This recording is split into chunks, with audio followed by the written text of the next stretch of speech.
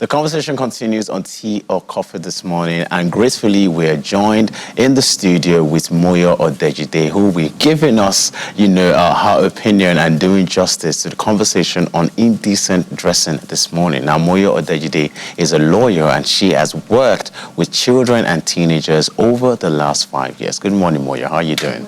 Good morning. Thank you so much for joining us this morning. Thank you for having me. All right. Now, your profile says that you're a resourceful legal practitioner with over 10 years proven experience of using legal knowledge with strong written and verbal communication skills, coupled with people and persuasion skills, proven ability to engage internal and external stakeholders. So you saw the case studies that we showed this morning. What are your thoughts, especially the first case study where this lady was fully clothed and she was wearing a sheer trouser with shorts in it, and the gateman still harassed her at her own child's school where she's paying school fees? Really, that's totally unacceptable. That was unnecessary.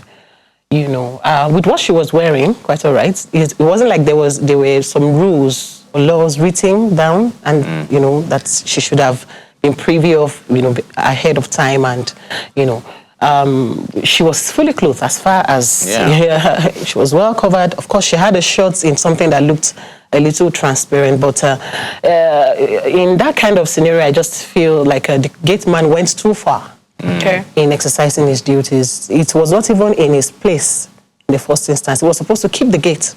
It was not in his place. Yeah, it was not in his place at all to start to say, oh, this is decent, this is not decent, and all of that. So it's really unnecessary. So if there was... So how about, the case where the lady was abroad and the man was videoing her while she was walking and somehow made her so uncomfortable? At some point she was missing her steps. She was almost falling and all of that. What do you think? Oh, goodness. Well, this other part is what my attention, goes to all the time. How that as a society, we have the responsibility to preserve the sanctity of our society. Yes. This, however, does not justify jungle justice. It doesn't justify people, mobbing people, and all of that. What he was trying to do, however right, was, passed down in a wrong manner. Quite all right, the lady was a little scantily dressed. Okay, so you wanted to call our attention to it. You should have just said it to her politely, simply, and stop it at that. Following her, videoing her without her consent is sincerely an infringement of her fundamental human rights. Yes, and really in that crime particularly, she could have actually got him arrested. She could have. So it was really unnecessary to keep going on and on and on, following her and videoing her as well. It wasn't necessary. She could have just he could have mentioned what he wanted to say and stop it at that. And then finally, the pastor coming to Nigeria, who stopped the young lady and actually got her on her knees and gave her money to buy new clothes. He both harassed her, assaulted her, battered her. Battering in what sense? Battering means you put your hands on me without my consent. Right. Because he forcefully made her to kneel. Pushed her shoulders down and, was raining prayers on her. That was really not supposed to be.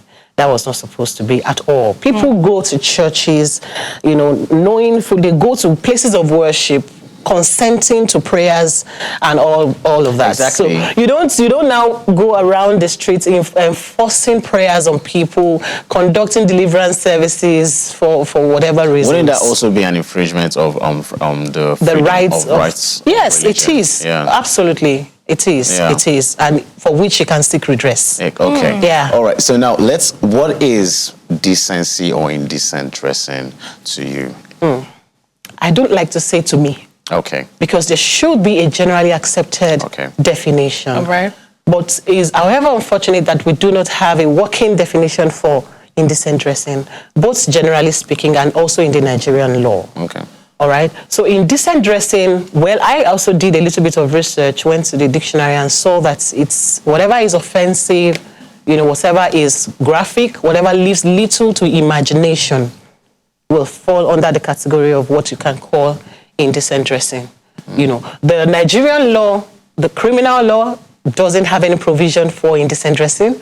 The criminal law also has not made any provision for regulated dressing, where the dressing of a particular set of people can be regulated in a certain kind of manner. You know, it only provides for indecent acts, not dressing. But as a society, we know what the things that are generally acceptable. So decent dressing will mean a kind of outfitting or attiring that is generally acceptable by the society. And this is not limited to the female gender, because when you say indecent dressing, you want to quickly look at the female. It's not limited to the female. Yeah. It's also to the male. When you wear anything that leaves nothing to our imagination, then you are assaulting our public view. Yeah. And it can be categorized as indecent dressing. Right, so I want to pick something that you said about regulating clothing according to the Constitution. I find that very interesting.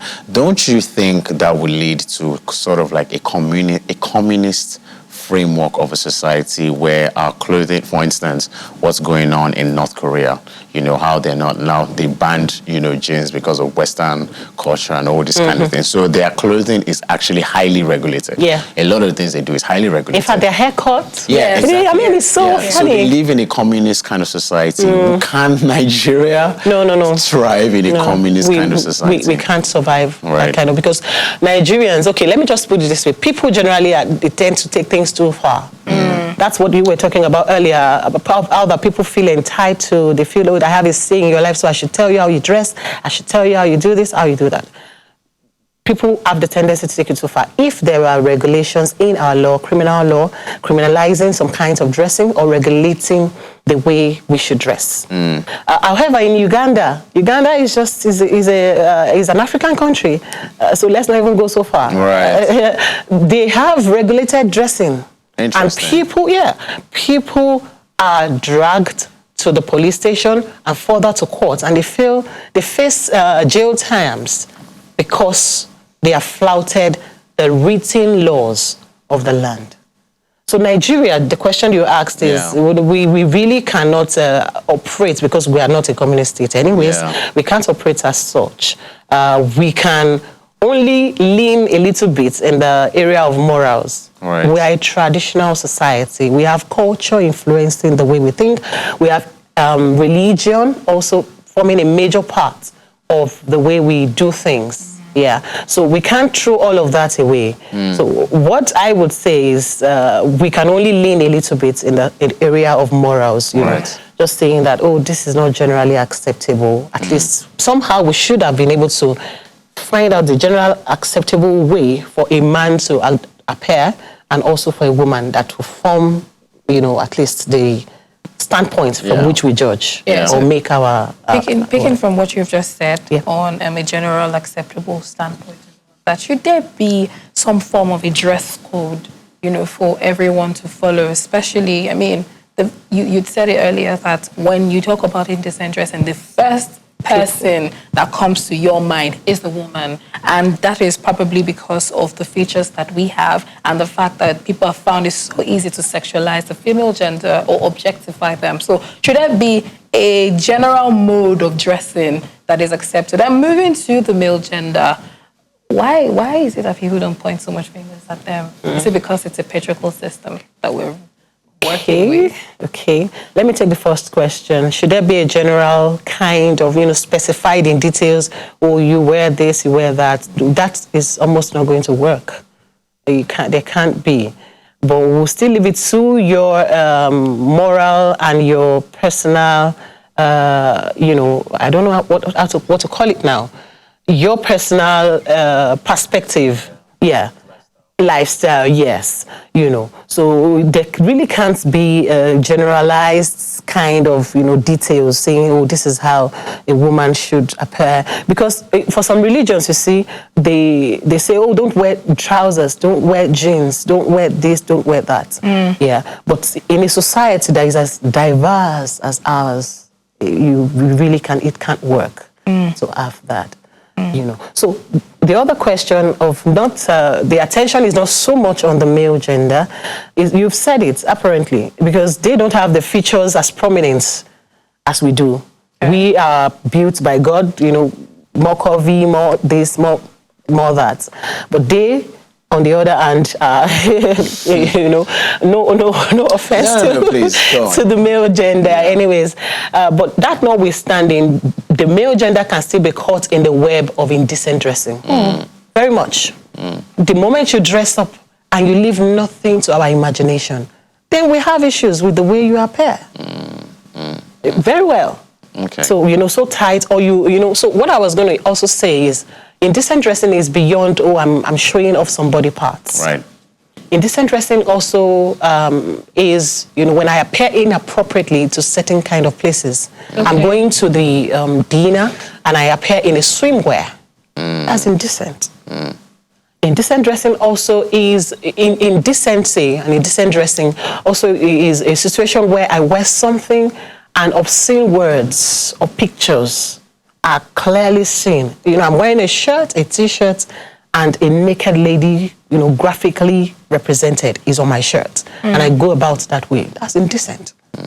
That outfit might cover me up to my very, but the fact that I have that on it also poses some indecent risks, sort of, So the male gender is not free of indecency. Yeah. Not at all. Not at all. Yeah. So where is it? What's the thin line between fashion and style and indecent dressing? What is the thin line between these two particular things? Okay. Going into the fashion world is a big deal.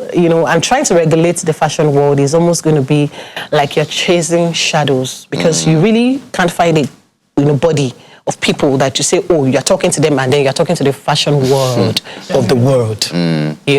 So, because fashion also is regulated by demand.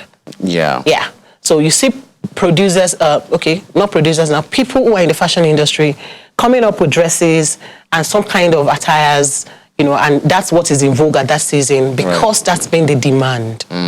It's based on demand and also the creativity of, and then you want to talk about what's forming the creativity of these people. It's their value system, their moral, perspectives. That's what, that's how I interpret. If I'm a creative, for instance, in the fashion world, I design clothes and stuff. What will form the kind of designs I will bring forth will be my moral upbringing and my exposure and stuff. Yeah. So chasing the fashion world and all of that might just be an ambulance chasing. Yeah. So what can be done is let everyone subject fashion.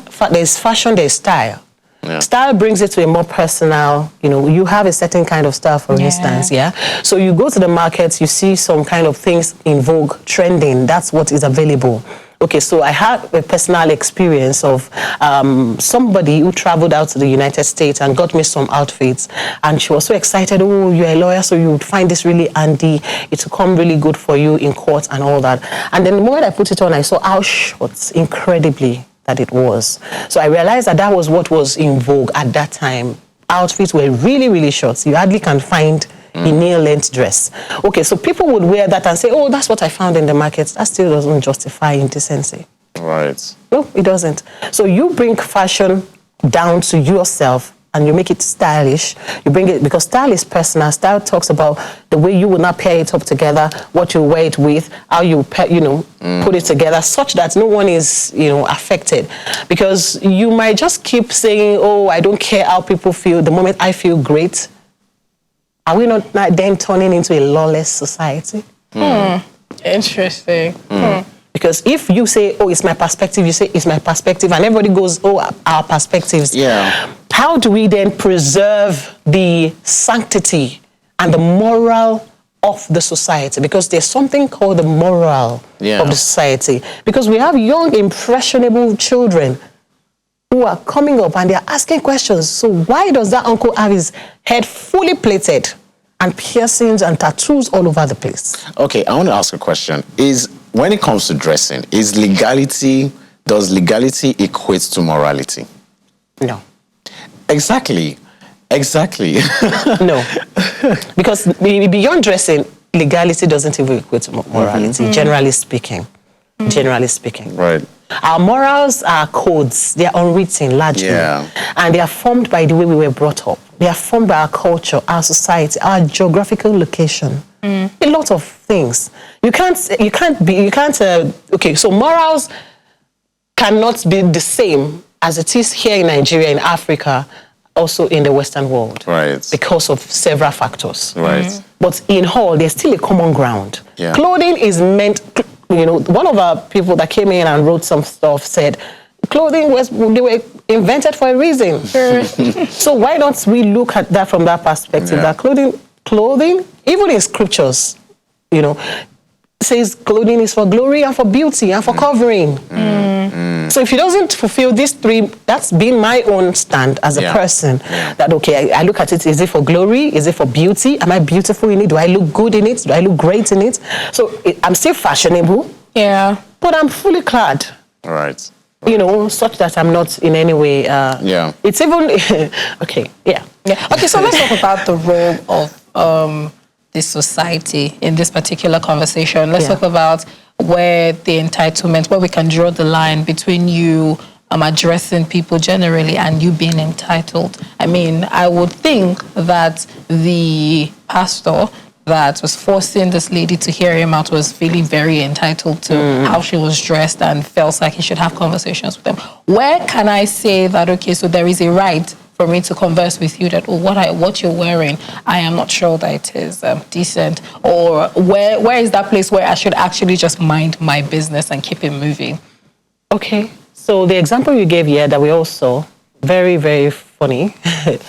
The clergyman, the religious leader that we saw, had no right to do that, because you are not called, how do I put it now? Okay, so your congregation coming into your church, they have somehow accepted to come, and then you pray over them and there's consent. Let me put it that way.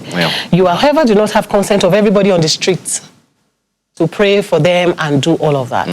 So him feeling entitled was why he started to, force himself and all of that. The society actually does sometimes go in excess of some of we have a joint responsibility to preserve the sanctity of the society, and all of that. But we should know where to draw the line. You don't impose yourself on anybody. Once it is mentioned, and then before you can even mention anything to anyone, are you in a position of authority over the person? What influence do you have over the person? But the truth is, in our society, people are entitled, really. I remember growing up, while I was even in the uni, because I grew up in the university community, my parents, and all that, there were people in there who were lecturers who felt that the moment they see me anywhere, come, let me see you. Why are you dressed like this? So why are you, as a university student, for crying out loud, why are you dressed like this? And then they go on and on. Has your mommy seen you? Did your daddy see you? And stuff like that. Yes, what they were trying to do is right in a way, but passed on in a very wrong manner. So we can actually correct a wrong mildly, politely, and that ends it. You don't go on and on touching them, dragging them, and all of that. That would be in excess of whatever it is. I'll give a quick example. So I think I've shared this with Adi one time. So I was traveling one day and I was in a bus, public bus. We would have people that would come preach in public transportations, would have people come sell the market and all of that. So this particular man, this bus had mainly females in it, with different colors, wearing different things, with makeup, with wigs and weaves and natural hair. Different people from different walks of life in that particular bus were waiting for it to get filled up. And then he comes with a gramophone. And then he was talking about things that we should or shouldn't do. And all of a sudden, he was coming from afar and was talking to different people. But when he moved very close to the bus that we were in, his pace and everything changed immediately. And then he started, as he moved very close to the bus, he just said that every one of you would die. What? And then we're like, what? He said, if you're wearing colored hair, you will die. If you're wearing makeup, you will die. If you're, in fact, he actually, now thinking about it, because at some point it was funny to some of us because we just felt that, it's one of those things. But thinking about it, I think it's assault because he looked straight into one lady's face. He put the gramophone in her face and said, she's too light and so she will die. Yeah. I mean, imagine. And what can we do to people like that? What should you do? Well, Nigeria as it is now, we are almost, we are only praying for this country, really, because the Section 4 of the Nigerian Constitution tells us of the rights, the privileges of being a Nigerian, which captures all your fundamental human rights, and how that those rights are so sacrosanct and they must not in any way be infringed upon. And when it is infringed upon, you can seek redress in the court of law. But that kind of a situation, how indeed can you seek redress? If you walk into a police station and say, oh, this guy assaulted me, they will tell you, you better be gone. So that's part of the challenges we have, So what a person can just do is just to simply look Shove away. this person aside, get him arrested, Sincerely. maybe. Because you really hardly can get him arrested. Hardly. Raining curses, raining judgments, and all of that on people for what reason? That's the lady not uncomfortable. that's not acceptable. Yeah. And in climes where things are going on really well, you can actually seek redress and you get it. Yeah. All right. So I want to talk about this sanctity in our society and maintaining a moral standard in our society. What roles do parents have, when it comes to decent dressing in maintaining, this high moral standard that we hope to achieve in our society today? Okay, parents actually have the first and a very important role to play. Because parents are the first point of call. Before a child will go out to school, go anywhere, you are first at home, you are raised at home. So parents, guardians, and people because we have a saying that it takes a village to raise a child. Yes. I mean, that's just what it is. It takes a village, So parents, we have a huge role to play in curbing indecent dressing or addressing it, however. Also, these other parts is why most religious leaders feel quite entitled, why religious leaders too have a role to play. But this is limited to their congregation. It's not to everybody on the street. Yes, because these are influencers. These are the people our society listens to. Whether we like it or not, Nigeria is highly religious. We are also very cultural. So cultural leaders, spiritual leaders, parents, guardians are the people we are calling the society. And we have a huge role to play in ensuring that there is moral decadence is curbed. Because indecent dressing is a product of moral decadence. Really. Okay, so how about education bodies? Because I have a problem with, and Bolade is fully aware of this, I have a problem with young adults not being able to express and explore their individualism and their identity in university spaces. So what role do education bodies have in essentially curbing or managing this moral decadence? Okay, Nigeria, the education body in Nigeria, particularly the private education body, they are extra, sincerely, when it comes to curbing these things. The kind of a freedom and latitude that they enjoyed in the university in their own time, they are not extending the same to these young ones. Interesting. Yes, they are not. Because all of these people that come up with these funny rules of, because you mentioned how that there are written codes in the school placed somewhere prominently for everyone to see and all that. They are turning the university into a more, glorified secondary school. Because this is a university for young adult, expressive, young, creative. You want them to give expression to their individuality. However, whatever they do must also be within certain confines. Yes. So we're not saying it's lawless. It's free for all. It's just open-ended. No.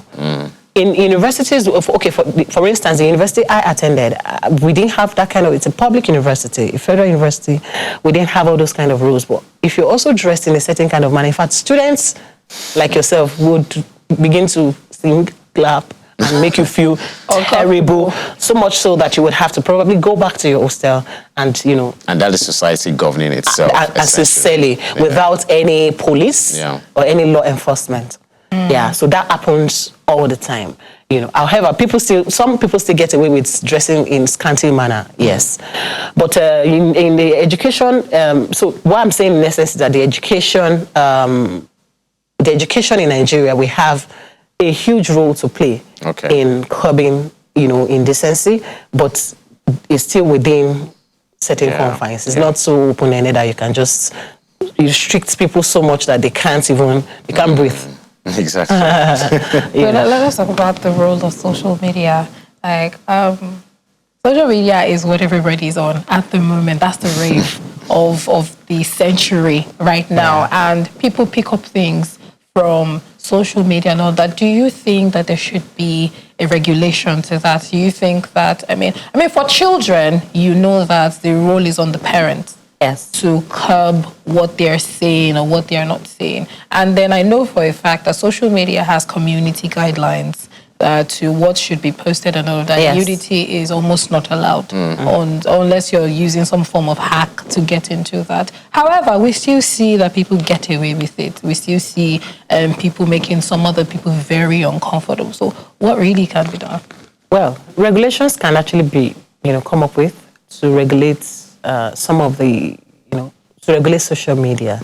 However, that will be a tough one because we are experiencing one currently about Twitter, and the human rights activists are raving seriously hard about how that is not wrong, is wrong rather, that a modern society should have access to social media because we are no longer in the 19th century, for Christ's sake. So we are now, we should have access to these things and all that. However, social media has played a huge role in influencing how people dress. Okay, so people see the influencers, they see the musicians, they see their idols, and the moment they appear in a certain manner, they just want to replicate it. They want to replicate it, So you see something trend because somebody wore it. A cap trends because, this guy put it on while he was rapping or something, But are we now saying that we should shut the media space? It's impossible. If you don't see it on the internet, you're going to see it on TV. If you don't see it on TV, you even listen to it on radio. Somehow all of these things have influenced people and the young ones, the way they dress, the way things are done. But what can be done? Regulations can come up to put some little measures in place, and already social media platforms have those things like you mentioned. You can't post this, you can't post that. Also, the work goes back to the parents and caregivers on how exactly you want to raise these ones. How are you raising them? What value system are you imputing into them? What are the moral codes they're exposed to? Because if I have a good moral, whatever, I'm raised, I'm taught well, I'm instructed the right way. Even when I see wrong, I know what to do. I know how to shun the wrong. Because you have good moral standing doesn't necessarily mean that you won't see evil. You will still see bad things. But the onus will now be on you to choose the right and then ignore the wrong. So the work is still on parents. Thank you so much, Moyo, for joining us this morning. This Thank conversation has much. been very insightful. We just had a conversation with Moyo Odejude. She is a legal practitioner and she has broken down the conversation on indecent dressing, what should be done, and what exactly is indecent dressing.